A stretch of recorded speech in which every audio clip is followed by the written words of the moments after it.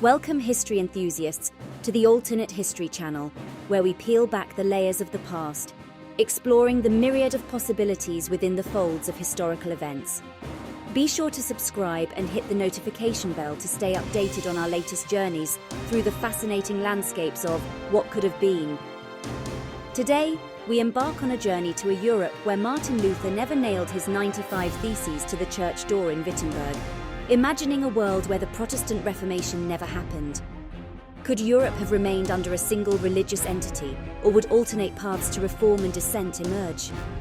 Let's navigate through this untouched historical tapestry together, unearthing the ripples that a unified religious European landscape might cast across the centuries. In the early 16th century, Europe simmered with religious and political tension. The Catholic Church, which held not only spiritual power but also significant political influence, was scrutinized for perceived corruption and the ostentatious wealth of its highest officials. It was in this turbulent landscape that a German monk named Martin Luther, disturbed by practices like the sale of indulgences and a perceived detachment from the genuine Christian faith, ignited what we now know as the Protestant Reformation. The Reformation, which would cleave Christianity into numerous denominations and reshape the European geopolitical landscape, was a monumental epoch in human history. Now imagine a world where the fervour of the Reformation never thundered across Europe. But how could this be possible? A convincing pathway to this alternative reality may lie in the dynamics of power and relationship between Martin Luther and the Holy Roman Emperor, Charles V.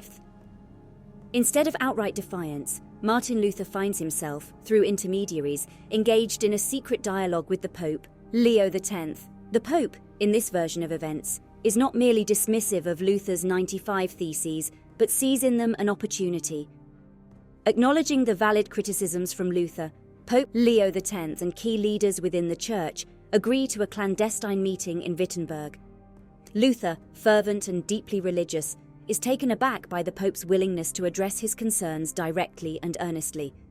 Leo then, recognizing the precipice on which the Church stands, makes unprecedented concessions to Luther, granting not only a level of autonomy in his theological pursuits, but also assuring that tangible reform within the Church's structures and practices would be enacted.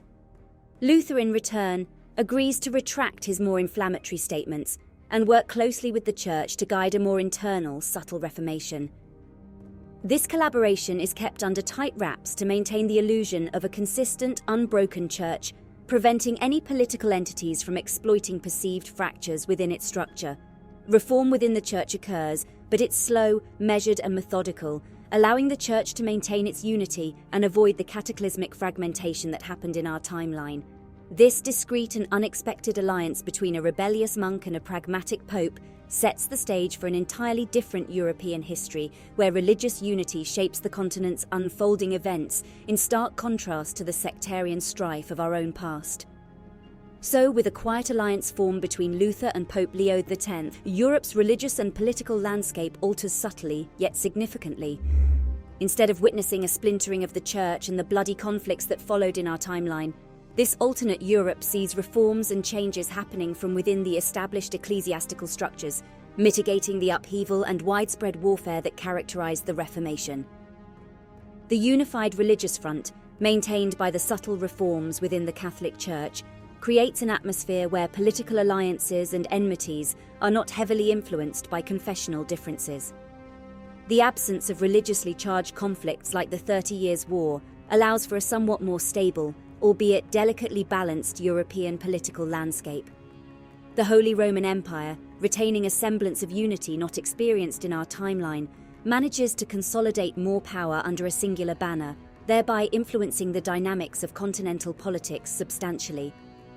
In our reality, the fractured nature of the Holy Roman Empire, exacerbated by the Reformation, allowed for the rise of numerous relatively independent principalities and city-states. Here, however, a more cohesive empire exerts a stronger, centralized influence, impacting the balance of power in Europe. In England, without the theological justification provided by the Reformation, Henry VIII's desire for a divorce is not easily accommodated through the creation of a new religious order. This perhaps leads him down a different path, changing the future trajectory of the English monarchy and its interactions with European polity. It's plausible that subsequent relations between England and Catholic Europe would remain amicable, possibly shaping different alliance structures and a divergent colonial approach. On the Iberian Peninsula, Spain and Portugal, unencumbered by the disputes and distractions of religious wars in Europe, might channel their resources and focus even more keenly towards exploration and colonization. The already fervent pace of their expeditions and territorial acquisitions in Africa, Asia, and the Americas could potentially be accelerated or expanded, with their Catholic missions remaining unchallenged and uniform across the continents. In the East, the Russian Tsardom, isolated from the primary influences of Catholic Europe, might observe these events with a calculated detachment. A non-fragmented Christian Europe could push Russia to establish its distinct identity and policies even more prominently, accentuating its role as a bridge between the East and the West. Economically, a unified church might see the redistribution and control of wealth playing out in contrasting ways, given that the Protestant work ethic, which Max Weber proposed was linked to the development of capitalism, would not have the same fertile ground to evolve. The evolution of capitalism, trade, and commerce might follow alternative routes, perhaps leading to different economic centers and hubs rising to prominence. Culturally, the arts, sciences, and literature may experience a varied trajectory, as the Church, historically a patron of the arts, could direct and influence cultural expression more homogeneously without the contrasting perspectives offered by Protestantism. This may result in distinct differences in the Renaissance and subsequent cultural and scientific movements, altering the course of European intellectual and cultural history.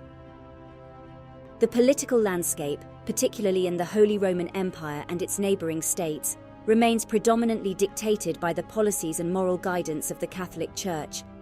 Monarchs and leaders continue to seek the approval of the Pope, and in nations like England, the monarchy and the Church remain interwoven, drastically altering the future governance and international relations of such nations.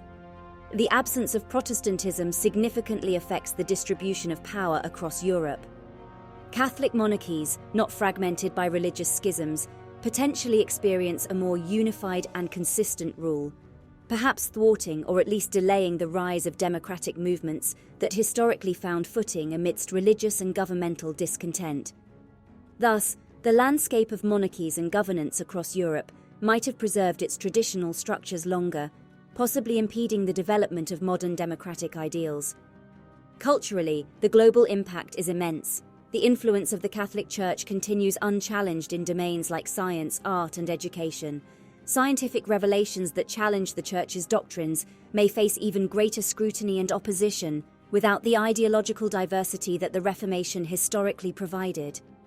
The paths of renowned scientists like Galileo might be even more fraught with conflict in a universally Catholic Europe.